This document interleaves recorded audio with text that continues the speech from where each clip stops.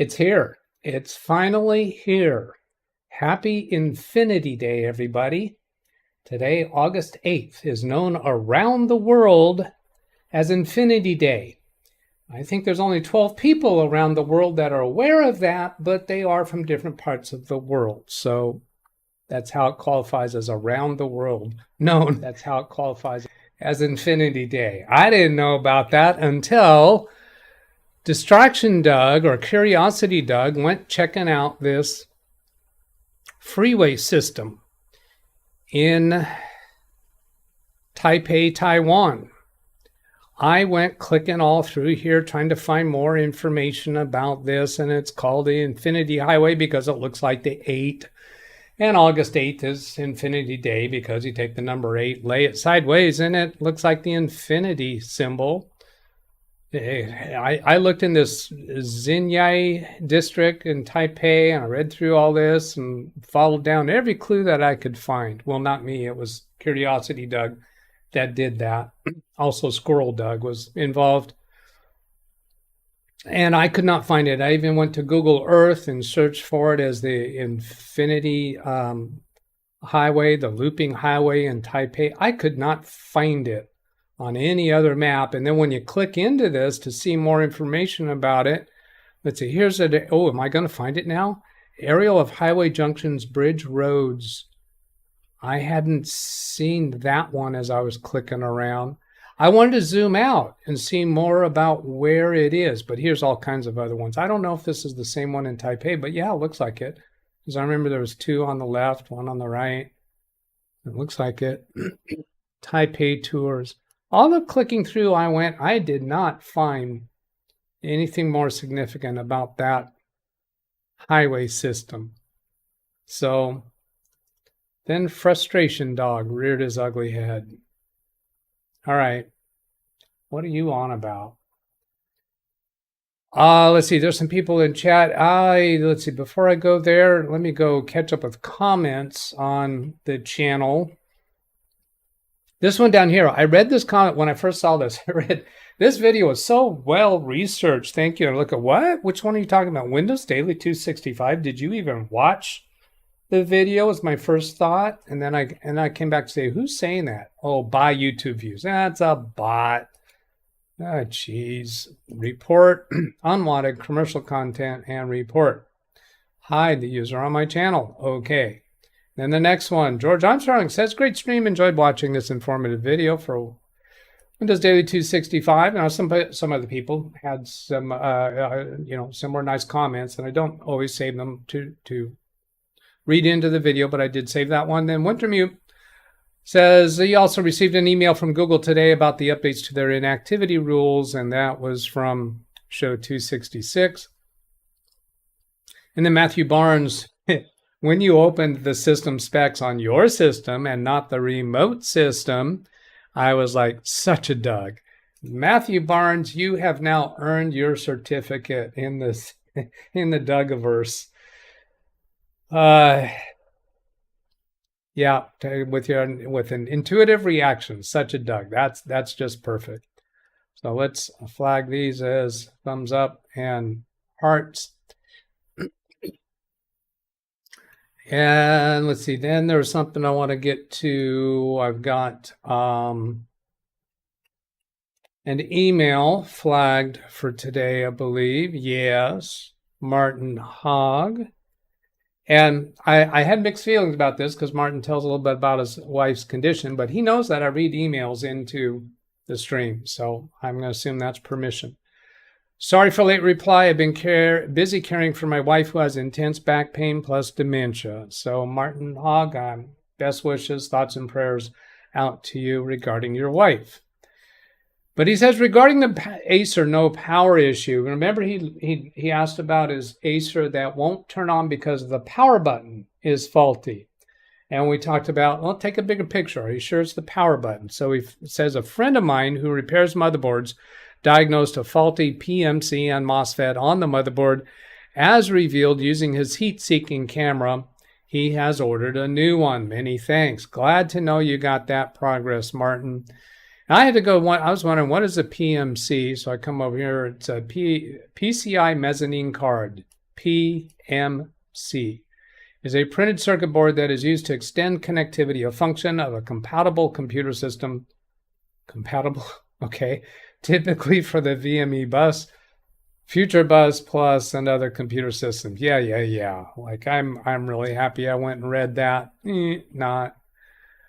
Let's see, I don't think I have much else flagged to talk about. Maybe nothing else. See if I have anything on bookmarks flagged. I don't think so. No. So let's go catch up with chat room. Oh, wait a minute. No, I have something else to talk about. Yesterday, Curiosity Doug reigned supreme in the afternoon. It was still kind of around this morning with that Infinity Highway. But with this Dell 7010 computer that's still down here, he, not I, he did some experiments with it, started uninstalling some of the Dell bloatware and reading up about what does this bloatware do, what does that bloatware do, and then I wound up saying, you know what, this is easier, just do a fresh reformat. And I've done that in the past, but I haven't been doing a lot of new computers lately. I'm expecting that to become more and more the case during the next couple of years, obviously with Windows 11. And so I contemplated, in particular this office, we're going to have to do a lot of new computers, and we're going to be doing all this same model. So I said, okay, I want to try doing a fresh install here and see what I get. So I experimented with several different things there. Now, this is Windows 11 Pro, and the easiest way to get around the Microsoft account on that is to select that it's for a business computer and then select that you're going to connect to a domain network, even if you're not going to. We're not going to at this time. We will later. When you select a domain network, you can just put in a username, and the Dell out-of-box experience requires that I connect to the internet. There's no back button. I can't put in a regular name 3 times and get it to fail out. So I know there's other ways to do that, but the easy way to do it here is just say it's a business computer. We're going to join a network, and boom, it just lets me put in a standard user name without an email address. So that's what I'm doing with that. And I did a few different experiments. I also did, while I was recording the things I was doing, I was curious, what if I install Windows 11 fresh with USB memory stick in a 2.0 USB slot, and then I tried it in the USB 3 slot. I have them both recorded. I haven't compared them yet to see if there's any difference. And I was also wondering, you know what, when you go to the DOS prompt, when you go to a command prompt during that installation process, if I remember right, there is a virtual drive that's been created. So I was thinking, has it already copied everything from the memory stick to the virtual drive, and the memory stick's not even being used anymore once you're into the installation? So I pulled the memory stick out in the middle of the installation, and it errored out, said it couldn't find the file. So I'm thinking, no, it's still using that memory stick. Anyway, I live with Curiosity Doug. He shows up once in a while and just goes following squirrels. All right, now let's go. So I gave that report. Oh, then another little story. Yesterday, towards the end of the show, I realized, oh, it's getting close to 10 o'clock. I was overtime. I got to leave, so I kind of bailed really quick at the end of the video. I got in my car, started driving to the location, and realized I still had my headset on, and it was still turned on. And this morning, just before starting the show, I had to go out to the car to get it, because forgetful Doug that couldn't remember the memory chips. Remember I was saying the memory chips up here, it's not DDR5, it's DDR3 or something older. I remember back in 1957, all they had was vacuum tubes. So this memory is all vacuum tubes. All right.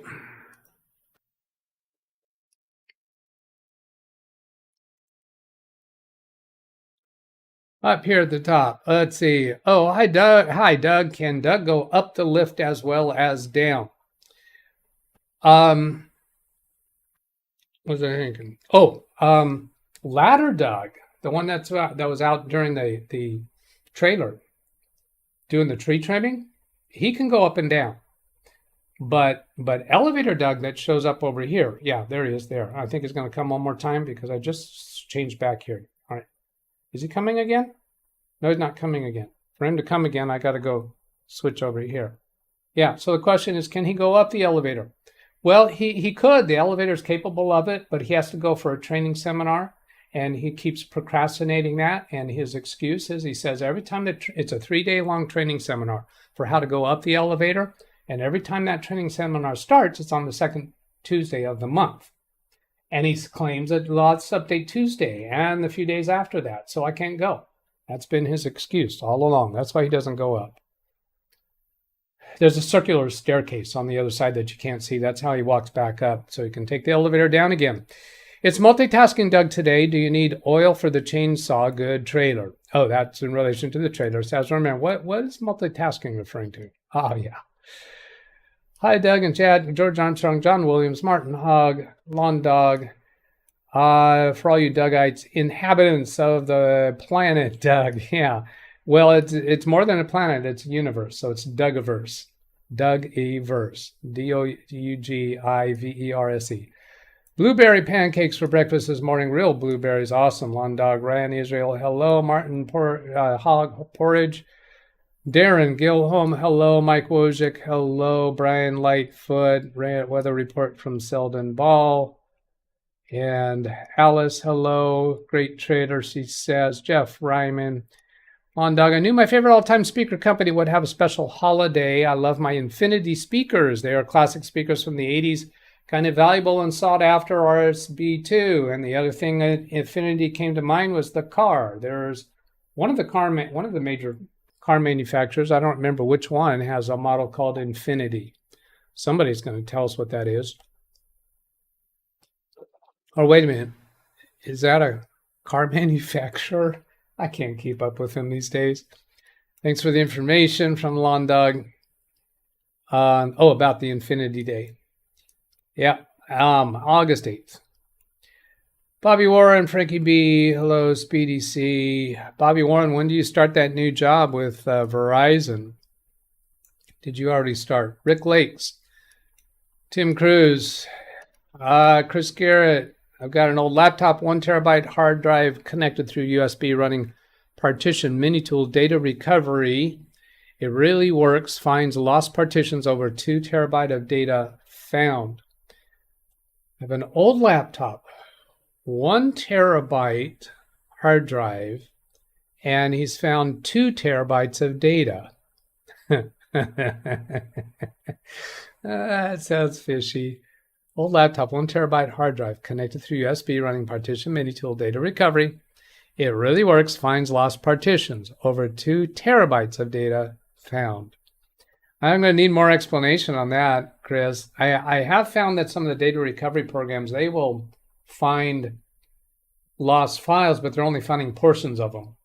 So if it finds portions of twice as many files as could possibly fit, you might be seeing reports that it's found 2 terabytes of data, but not really. Power management chip, PMC. That makes more sense. I think that's more likely what that PMC was, and it's not the Google search results that I found. I kind of suspected that might be wrong. Yeah, I see mezzanine over and over and over. Power management chip. In fact, I think I was guessing that before I went to do the search. Tim, your live keeps on buffering, Doug. I'm not seeing buffering. Is anybody else seeing buffering? Yes, 2 terabytes data found on 1 terabyte drive. Have to have a bigger drive to restore. I don't think you're going to get 2 terabytes of recovered data off that 1 terabyte drive. It ain't going to happen. Somebody's telling you funny stories. Alice says, how do you do this? 2 terabytes doesn't fit into 1 terabyte. Tim, it's your Spectrum internet is slow. That's probably the case. And that's from Bobby Warren, who I think he said, no, you said you're working for Verizon, not Spectrum, isn't it? Which way was that? To work at Spectrum. He's thinking about working at Spectrum. Lawn Dog. Doug, if I remember correctly, USB 3.0 installing Windows from a thumb drive is much faster than 2.0. It seems like I've heard that. Sure haven't done that kind of setup in a long time. Tim says it's working now, so he's not getting buffering anymore. Lawn Dog, I also have encountered way back in the beginning days of USB 3.0 that some machines would not install Windows from a thumb drive using 3.0 slot, but did work in the 2.0 slot. Yes, I have found that commonly, and that's kind of why I still habitually seem to go for the 2.0 slot, because it doesn't take that long. And I always have other things that I can do, so I'm not worried about it. Now, if you were a tech in an IT department and you were doing fresh install of Windows a few times a day, you would likely care more about that. If I remember correctly, it was something to do with drivers in the early days of 3.0. Everything's been fixed since. It was kind of rare, but I did run into it. And of course, the older USB thumb drives may not have been capable of the higher speed. Late Todsy, late Todsy, just got back from a funeral. This is not a joke. My aunt, who was 97, passed away. Well, I'm sorry for your loss, Nick. Similar sentiments from others. Nissan makes Infinity. That makes sense. I recognize that. Nissan Infinity. I thought you was busy, Bobby, with your family. Thanks. She had a good life.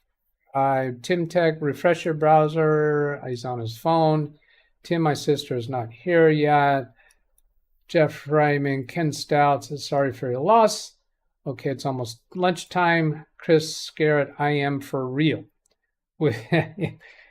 Fortunately, you don't have multiple Chris's to deal with like what I have around here. But I think he's referring to 2 terabytes off of 1 terabyte. He thinks he's going to get that. And I don't think you're going to get that. I think the recovery program is telling you that it's finding directory listings for those file names and sizes, but the data is not going to actually all be there in recoverable. Sorry for your loss. Let's see, going on. I don't know what that one's about. No buffering. I'm not having any buffering issues. Everything's fine. It's fine. I'm thinking about it, Tim, bro. Work at Spectrum. You should apply for it. It's not easy to know. It's not easy. Do you know how to drive?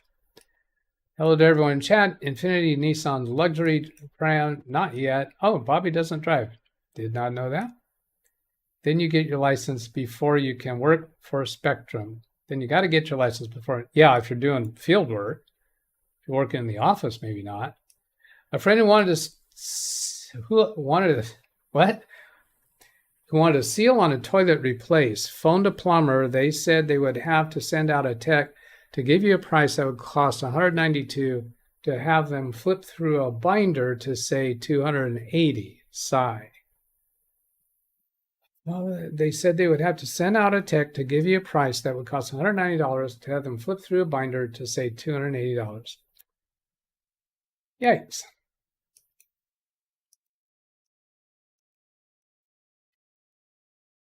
All right, some more best, wishes and sympathies back and forth between peoples.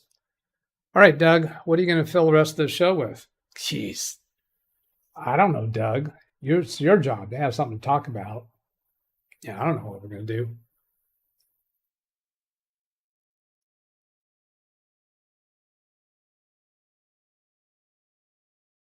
I don't know. I got nothing. I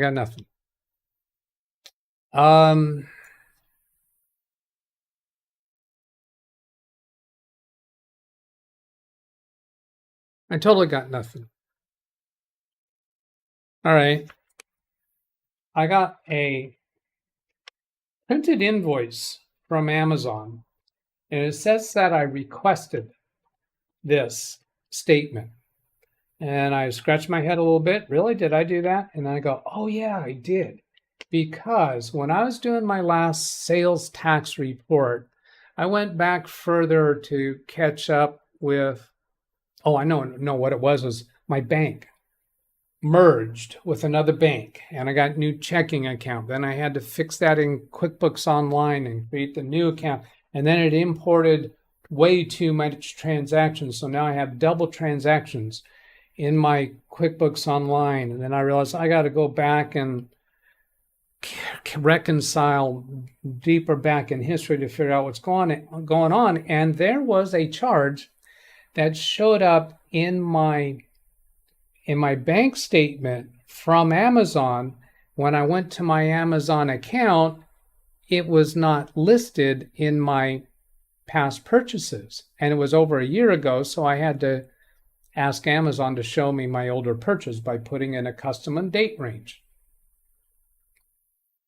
So it was not there. So then I went into the Amazon credit card, because I use an Amazon credit card, to see my statements. And they don't have the statements past a year available online. So I had to request it, and they mailed it to me.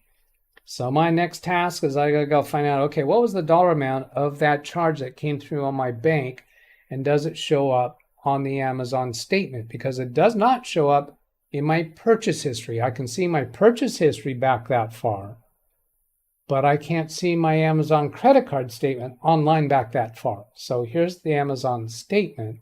So now I can find out what was that missing charge. I haven't gone to look yet. I was just looking around on my desk. What else can I talk about? I don't know. I'm at the end of my rope. What else in chat? Did we? No, we didn't see the solar battery. I'll go upstairs and get it. I think I understand what you're saying now, Chris. I got something. Oh, maybe he's understands what I'm saying. Yeah, you can't get 2 terabytes of data off of a 1 terabyte drive. It's not there. DDT 2005 is on Twitch now. Yeah, he's on Twitch. Yes, Dennis is streaming the Fortnite games on Twitch, not YouTube, because YouTube kept limiting his monetization. So he reapplied for his monetization through Twitch. And he's going to, today he streamed on Twitch and not YouTube. So take that, YouTube. John Williams, finish the pruning of the olive tree. Yes. Yes. Oh, do that live during the live stream. Tim, how can I take remote access to Apple iOS iPhone? Not just screen share, but take remote control access where I can control their phone. Please, if you can, help me, Doug. Not possible. To the best of my knowledge, Apple doesn't let that occur. You can use an Apple iPhone, like with Log Me In, to connect to a computer and remotely control the computer. And there are softwares that you can view the Apple iPhone, and I can do it with Log Me In Rescue, but I can't control it. I don't think there's any way to do that. Bobby to Tim, I will maybe work for Spectrum for customer service so that he doesn't have to drive. How old are you, Bobby? I don't think I know that. But if the program has found lost partitions that were deleted and drive was formatted many times, wouldn't that be possible? Data that used to be there may be larger than the drive. No, not possible. Because it finds lost, it can find record of lost partitions, but once those areas are overwritten by something else, you're not going to be able to retrieve it. Now, some very high-end,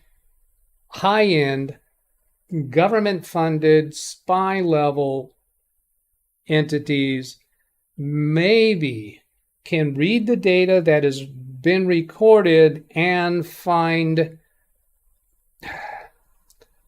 additional hints at what was previously on that portion of the drive. I've seen hints towards that, but I don't have any verification that that can actually be done. Now, if you reformat a partition and don't store any files on those areas, then the data that's in the portions that have never been overwritten can be recovered, yes. So the partition that is found and claims to be recoverable would claim the entire partition, but any portions in there that have been overwritten by a subsequent partition, you're not going to be able to recover that data unless you really have those super high spy level capabilities. And I'm not certain that they actually have that capability. All right, I'm going to walk away and go get that swollen battery and show that to you, because that's a good thing to do. So Talk amongst yourselves.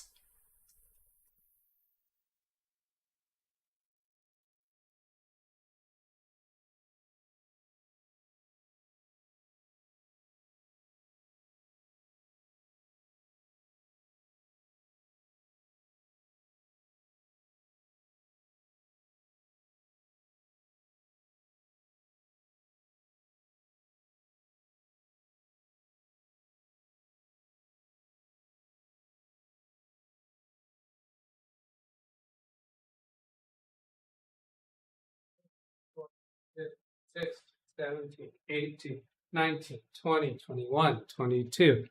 Okay, so that's gonna let me know if you were able to hear me when I started down the stairs, because I started with 1. Oh, this is my Microsoft Surface 3 laptop, I think it is. And up until recently, it was working well. I took it up to Huntington last weekend or the weekend before. I don't remember. And I opened it up and plugged it in. And when I turned it on, I turned it the right way. When I turned it on, there was a strange glow on the screen over here. Now that's weird. What's going on? And I still didn't realize it. And then when I looked on the side and go, oh, I see. Do you see how bowed that screen is? Well, that's due to the battery, because the entire motherboard and the battery are in the screen on this laptop. That's the most swollen battery I've seen. And then I got to thinking, man, could this thing like pop off or explode or something or catch fire? I turned it off and unplugged it. Haven't plugged it in since. I have no reason to open it up. I'm not going to try to replace. I have another laptop that was in the car. I just went out and grabbed the other laptop and started using it. It's the one that had the 225% battery charge that I showed you the photo of, I think, on Saturday. Nicholas Hooks, we will miss him on YouTube. What? Oh, Dennis. We'll miss him on YouTube. Go watch him on Twitch. Let's see. Tim says, oh no, and not everything is readable. That's a great idea, Bobby. 20 years old. Bobby's 20 years old. All right. Thank you. Wow, 20 years old, and you've previously, while we've known you, you've been a teacher in a school, and before that, you were working for a television news of some sort. Yeah, wow. And 20 years old? Wow.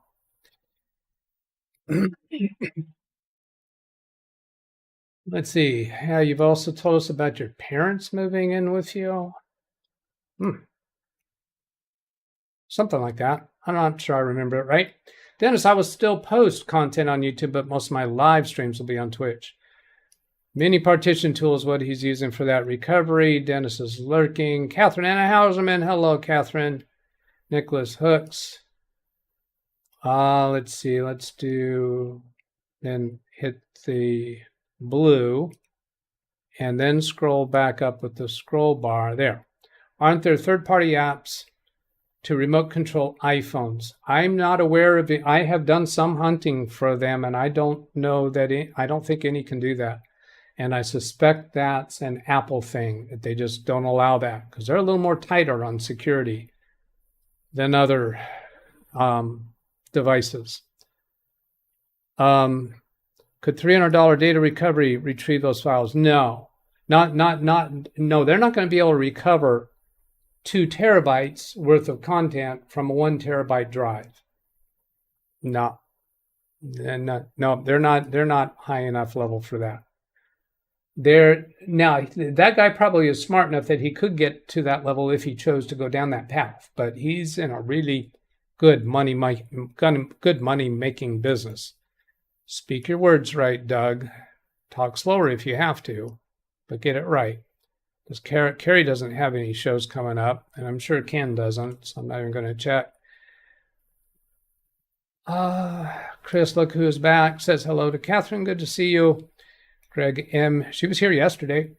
If the drive only has 1 terabyte worth of sectors to store data, then 1 terabyte is the max data possible. The software is reporting what the file allocation table is reporting the size is. Yes, it sees the multiple different file allocation tables from the past and is claiming that it's seeing 2 terabytes worth of records, but the data is not there. Forensics can find files on hard drive SSD. Yeah, but can they find the data that's in sectors that have been overwritten? Can they somehow subtract out what is most recently written and see what's beneath it? That's my question. Hey, chat, how are you doing today on Tuesday? Update Tuesday, remember, if anybody's got problems with their computer, restart the computer, especially if you have the yellow dot, orange dot in the bottom right corner of the screen. 9:26, getting close to ending here. I'll catch up with chat and then end. Ran Israel, ouch, oh dear, batteries kept fire if they're charged up. Yeah, well, at the time I was looking at it, I had it plugged in. So once I realized it was swollen, I immediately unplugged it. And no, I shut it down and then unplugged it. I don't know what I did. I would never buy a Surface not consumer repairable. I don't really can't worry about repairing computers, so, but I have repaired that. I have replaced the battery in that. Dennis has quit YouTube. Not quit it, but he's just not going to do his live streams. He's only going to live stream to his internet service isn't real good, so he's only going to live stream to one service at a time. We want a post-mortem on the Surface Pro. I can hear it now. What? Oh no. They're already on it. They want to set up a meeting of the Dougs and talk about disassembling that Surface computer. Ugh. And that was from Brian Lightfoot. Bobby's done all kinds of big jobs to only be 20. Yeah. That seems weird. English, please. From Jim. There will be a short premiere later from Ken Stout. Great. Chris Garrett. Kerry said he may go live. Has a dentist appointment. Depends on how that goes. All right. Thank you. Catherine, MacBooks can be more easily opened than an older Surface. If they can be repaired is another story altogether. I'm thinking of getting a MacBook from Alice. Some hellos back and forth. Catherine saying, don't get a MacBook. And Alice, I'll say, if the MacBook suits you, if you want it, you do you. Ran Israel, if the drive is formatted using NTFS, it probably has links and junction points to existing files and folders that are incorrectly counted multiple times. Jeff Ryman to Alice, MacBooks are getting less reliable, harder, impossible to repair. Check out Louis Rossman's channel. See, I'm going to resist that because most people that have a MacBook are never going to need a repair. Most people that have a Windows PC are never going to need a repair. Just because we are technicians, we see computers come in for repairs or need repairs. They come to our attention because people ask us about them, or because we are hard on computers ourselves. Curious Doug always wins. Yeah, that's right. Seldom ball. Supposedly the heads of spinning disks are sufficiently imprecise in their radial positioning that older fringe fields often can be read by sophisticated equipment.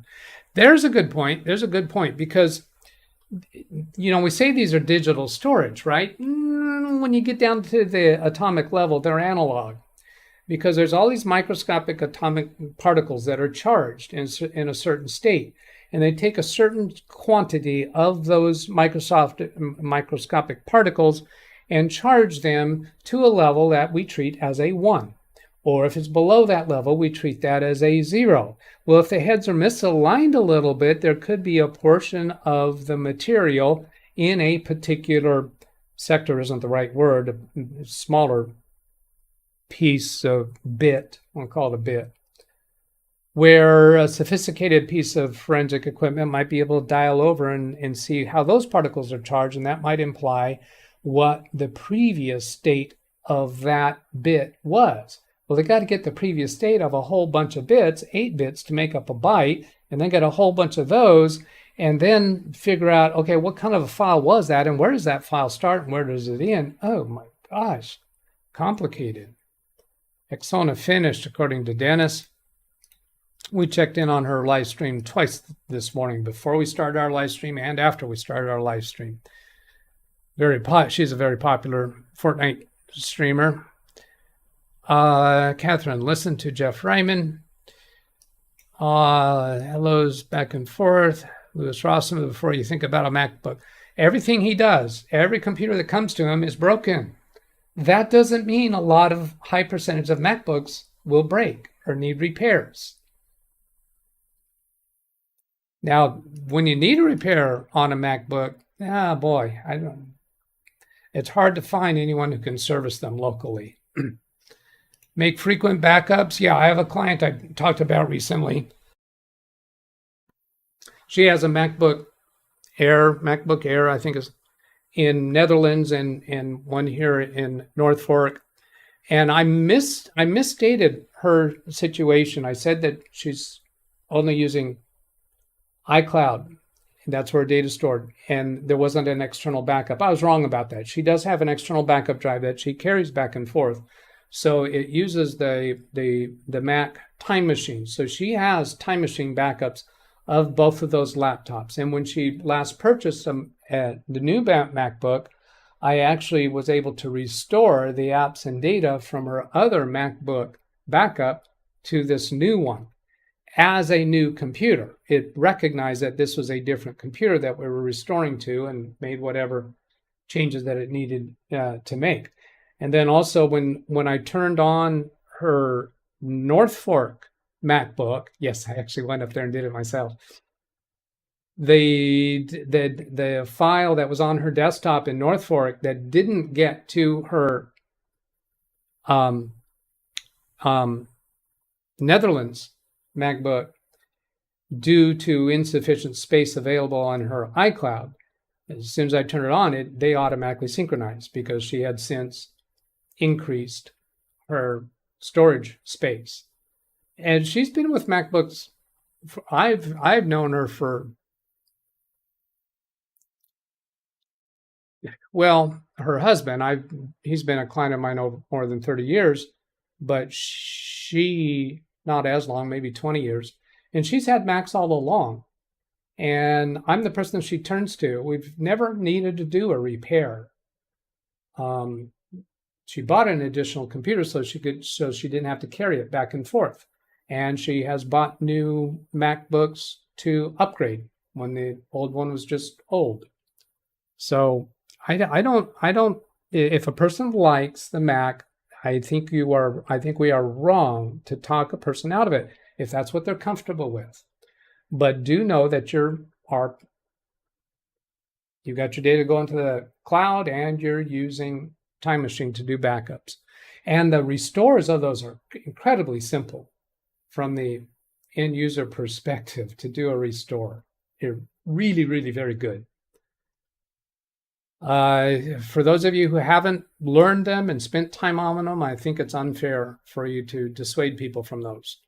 I only see broken MacBooks on TCRS. Of course, you only see broken ones there because who's going to give them one that's working, that's not broken?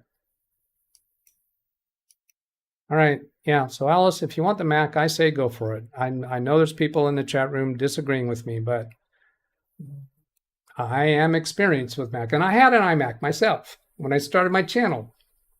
You saw the iMac was on my desk. I prefer Windows.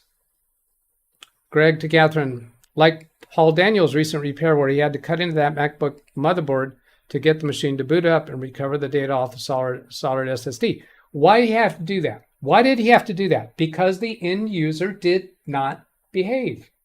They weren't using the cloud or weren't using Time Machine backups.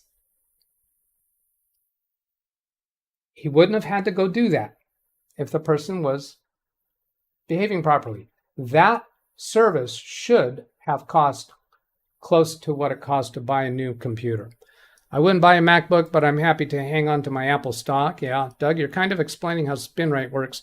Analyzes the charge in every sector to determine if that bit is a 1 or 0 and its strength to be read as a 1 or 0. Yes, I agree. SpinRite does go and look at portions of bits to try to recover the correct data. But you can't go manually manipulate it the way a really high-end forensic person would be able to do. Watch the video on soldered SSDs and how they die. This is an easy to explain in chat, but it's kind of how it works. Steve picks up and reads everything in a sector, then determines the sector's quality for holding data in that process, the charge. Yes. When the data is put back and the sector is renewed or refreshed, boy, I wish I could say this stuff live. I understand exactly what you're saying because I've heard him describe it and I've read about it. Greg M says FlexGate. I don't know what you're... FlexGate? What is Greg M referring to there? I don't know what that's in reference to. The data is put back. Once I get my laptop back, I'm doing Fortnite streams from Tim. Can't wait. SSD is a wear part. Every one of them will die. Good luck replacing it in MacBooks. Replace the computer, not the MacBook, not the drive. On my gaming channel, that's the way they build them. Now, if you're going to be in the Mac world, you have to understand that. They are designed that when they break, you go buy a new computer. That is the lifestyle of a person in the Mac world. You have to be willing, no, you don't have to, but my suggestion is you be prepared to accept that. The MacBook world has been described, or the Apple world, described as a lifestyle choice. It's going to be more expensive. When things break, what they want you to do is go buy a new one. So accept that if you want to be in the Apple world. Buy a new one. Forget repairing it. Order.